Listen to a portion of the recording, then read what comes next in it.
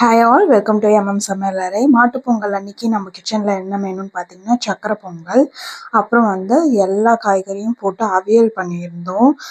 ஏன்னா இன்னைக்கு நம்ம பிளான் பண்ணது வெரைட்டி ரைஸ் தான். ஸோ அதனால் வெரைட்டி ரைஸில் என்னெல்லாம் போட்டோன்னு பார்த்தீங்கன்னா தேங்காய் சாதம், அப்புறம் புளி சாதம், அப்புறம் நெல்லிக்காய் சாதம் போட்டிருந்தோம், அப்புறம் தயிர் சாதம், அதுக்கப்புறம் லெமன் ரைஸ் போட்டிருந்தோம்.